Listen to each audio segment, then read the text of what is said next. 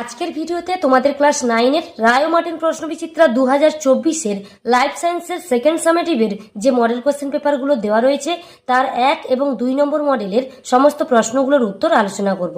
আগের ভিডিওতে আমি ক্লাস 10-এর ফিজিক্যাল সায়েন্স এবং লাইফ সায়েন্সের 1 নম্বর মডেলের প্রশ্নগুলোর উত্তর আলোচনা করেছি। তোমরা তা দেখতে চাইলে এই ভিডিও ডেসক্রিপশন বক্সে আমি সেগুলোর লিঙ্ক দিয়ে দেবো, তোমরা তা দেখে নিতে পারো। তো এখন আমরা মূল বিষয়টি আলোচনা করব, যার পৃষ্ঠা সংখ্যা রয়েছে 342, 343 এবং 344। 1 নম্বর স্কুল রয়েছে বেলিবঙ্গ শিশু বালিকা বিদ্যালয়। গ্রুপ এর 1-এর দাগের 1 নম্বর প্রশ্ন, কোন উদ্ভিদ অঙ্গটি বাষ্পমোচনে অংশগ্রহণ করে না? দেখো, পত্ররন্ধ্র, মূল রোম, লেন্টিসেল, কিউটিকল। এখানে সঠিক উত্তরটা হবে মূল রোম, কারণ যে বাকি তিনটি পত্ররন্ধ্র, লেন্টিসেল, কিউটিকল এগুলো বাষ্পমোচনে অংশগ্রহণ করে। 2 রয়েছে একটি প্রোটিন ভঙ্গক উৎসেচক হলো। এখানে সঠিক উত্তরটা হবে অপশান এ, ট্রিপসিন। 3 রয়েছে সালোক সংশ্লেষের অন্ধকার দশায় কাঁচামাল হিসেবে যেটি ব্যবহৃত হয় তা হলো, উত্তরটা হবে অপশান ডি, কার্বন ডাই অক্সাইড। 4 নম্বর প্রশ্ন, কোনটি মাইনর এলিমেন্ট? এখানে দেখো অপশানগুলো রয়েছে molybdenum, hydrogen, potassium, phosphorus. B, C এবং ডি এই তিনটি অপশান হচ্ছে মেজর এলিমেন্ট, তাহলে এখানে সঠিক উত্তরটা হবে অপশান এ, মলিবডেনাম। 5 রয়েছে পতঙ্গ শ্রেণীর প্রাণীদের প্রধান শ্বাসঅঙ্গ হলো, সঠিক উত্তর অপশান বি, ট্রাকিয়া। পতঙ্গ শ্রেণী অর্থাৎ আরশোলা, ফড়িং এদের শ্বাসঅঙ্গ কি? ট্রাকিয়া। এরপর দেখো গ্রুপ বি এর প্রশ্নগুলো দেখে নেব। গ্রুপ বি এর 2-এর দাগের 1 নম্বর প্রশ্ন, অভিস্রবণে ড্যাশ পর্দার প্রয়োজন হয়? উত্তরটা হবে অর্ধবেদ্য পর্দার। 2 রয়েছে সবাত শ্বসনে গ্লাইকোলাইসিস ঘটে কোষের ড্যাশে। এখানে উত্তরটা হবে সাইটোপ্লাজমে। 3 নম্বর প্রশ্ন, বৃক্কীয় নালিকার ইউ আকৃতির অংশটিকে বলা হয় ড্যাশ? উত্তরটা হবে হেনরির লুপ। 4 নম্বর প্রশ্ন রয়েছে সত্য মিথ্যা নিরূপণ করতে হবে, মানুষের রক্তকে হিমোলিম্ফ বলে। এই বাক্যটি মিথ্যা, কারণ পতঙ্গদের রঞ্জকবিহীন রক্তকে বলা হয় হিমোলিম্ফ। 5 রয়েছে র্যাফলেসিয়া হলো একটি স্বভোজী উদ্ভিদ। এই বাক্যটিও মিথ্যা, কারণ র্যাফলেসিয়া হলো পূর্ণ পরজীবী উদ্ভিদ। 6 রয়েছে পিত্ত হলো উৎসেচকবিহীন পাচক রস। এই বাক্যটি সত্য। এরপর রয়েছে বাম স্তম্ভের সঙ্গে ডান স্তম্ভের মিলন স্থাপন। বাম স্তম্ভের রয়েছে 7 নম্বরে জোঁক, এর সঙ্গে মিল রয়েছে ডান স্তম্ভের অপশান বি, নেফ্রিডিয়া। 8 রয়েছে লাইকেন, এর সঙ্গে মিল রয়েছে ডান স্তম্ভের অপশান ডি, মিথজীবী। আর 9 রয়েছে শ্বাসমূল, এটির সঙ্গে মিল রয়েছে ডান স্তম্ভের অপশান এ, লবণাম্ব উদ্ভিদ।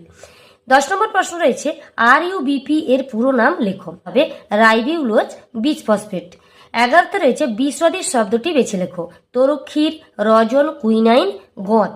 এখানে সঠিক উত্তরটা হবে কুইনাইন, কারণ এটি হলো শুধুমাত্র উদ্ভিদের নাইট্রোজেন যুক্ত রেচন পদার্থ, আর বাকি যে 3টি রয়েছে অর্থাৎ তরুক্ষীর, রজন, গঁত এগুলো হলো সবই নাইট্রোজেন বিহীন রেচন পদার্থ। এরপর রয়েছে কোন শ্বেত রক্তকণিকা হেপারিন নিঃসরণ করে? এর উত্তরটা হবে বেসোফিল শ্বেত রক্তকণিকা। পরের প্রশ্ন রয়েছে প্রথম শব্দজোড় দেখে দ্বিতীয় শব্দজোড়ের শূন্যস্থানে উপযুক্ত শব্দ বসাও। Guinea pig is to coprophagy dash is to sanguinivory, অর্থাৎ যারা রক্ত চুষে খায় বা রক্ত ভোগ করে বেঁচে থাকে তাদের বলা হয় স্যাঙ্গুইনিভেরি। এর উত্তরটা হবে যোগ। 2 নম্বর স্কুল রয়েছে বালুরঘাট গার্লস হাই স্কুল। 1-এর দাগের 1 নম্বর প্রশ্ন, একটি প্রোটিন ভঙ্গকারী উৎসেচক হলো, উত্তরটা হবে অপশান সি, ট্রিপসিন। 2 রয়েছে সালোক সংশ্লেষে উৎপন্ন গ্লুকোজ অণুর অক্সিজেনের উৎস কোনটি?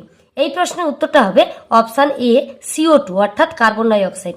কিন্তু এখানে যদি প্রশ্নটা এইভাবে থাকতো যে সালোক সংশ্লেষ প্রক্রিয়ায় উপজাত বস্তুরূপে যে অক্সিজেন উৎপন্ন হয় তার উৎস কি, তখন কিন্তু উত্তরটা হতো জল অর্থাৎ H2O।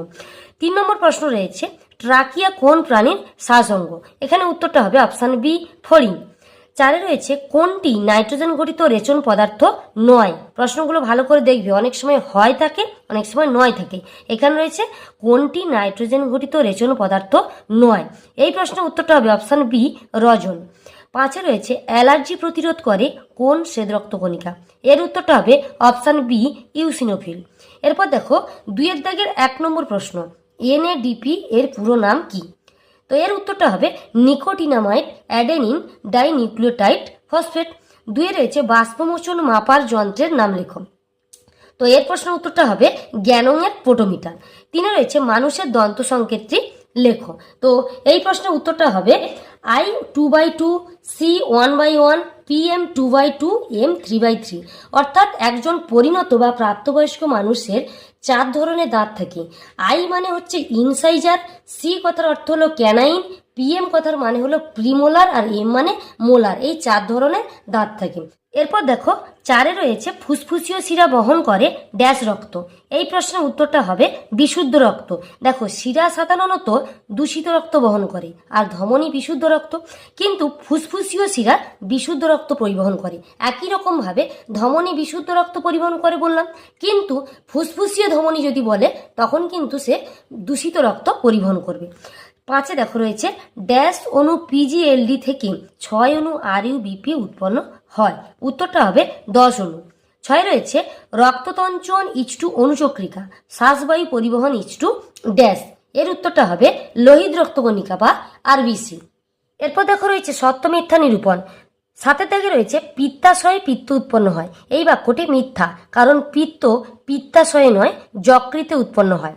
8-এ রয়েছে মানুষের ও গ্রুপের রক্তে আলফা এবং বিটা অ্যান্টিবডি থাকে। এই বাক্যটি সত্য।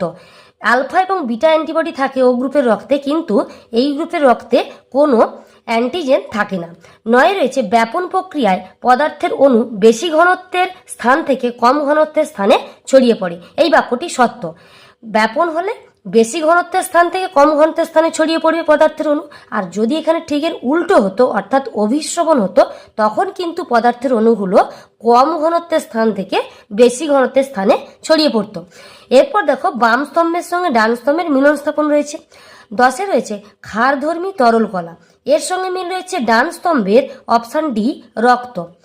11-তে রয়েছে নাইট্রোজেন বিহীন রেশন পদার্থ। এটির সঙ্গে মিল রয়েছে ডান স্তম্ভের অপশান ই গোঁত। 12-তে রয়েছে লাইকেন।